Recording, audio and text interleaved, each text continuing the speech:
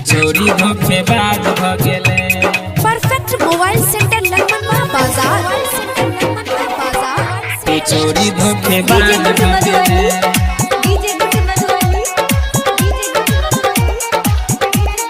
चोरी धोखेबाज भ गेले।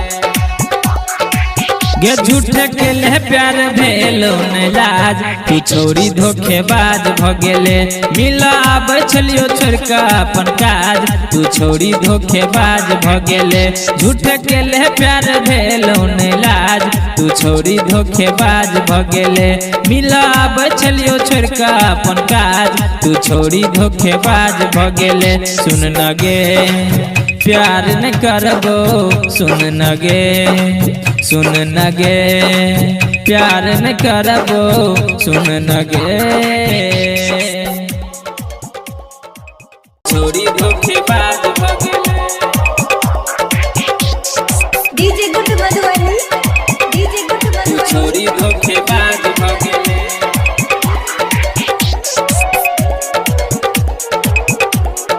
छोरी धोखेबाज अपने नाम पे डीजे बनवाने के लिए कांटेक्ट करें डीजे सदानंद। मिले के टाइम हमारा तू दक मिले नहीं लही पास गे।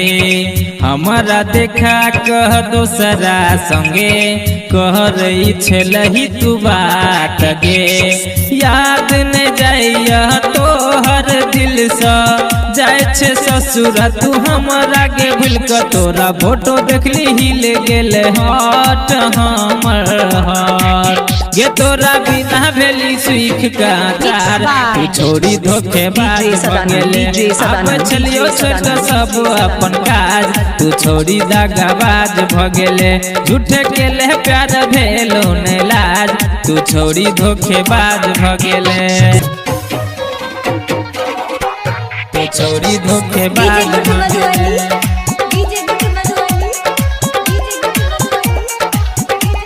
तू छोरी धोखेबाज भ गेले। केले बदनामी सुन गे गोरी रह चर तू गे श्याम के। इज्जत बचा दे हमरो गे गोरी गायक ज्ञानू नाम के। दिल के नादानी लौटा दे हमर दिहल प्यार के निशानी। छोड़ जाए हमरा दोसर के साथ, दोसर के साथ गे। तोरा बिना भेली सुख का चार, तू छोरी धोखेबाज भ गेले। मिला आबै छलियो छोड़का अपन काज, तू छोरी धोखेबाज भ गेले। झूठे के ले प्यार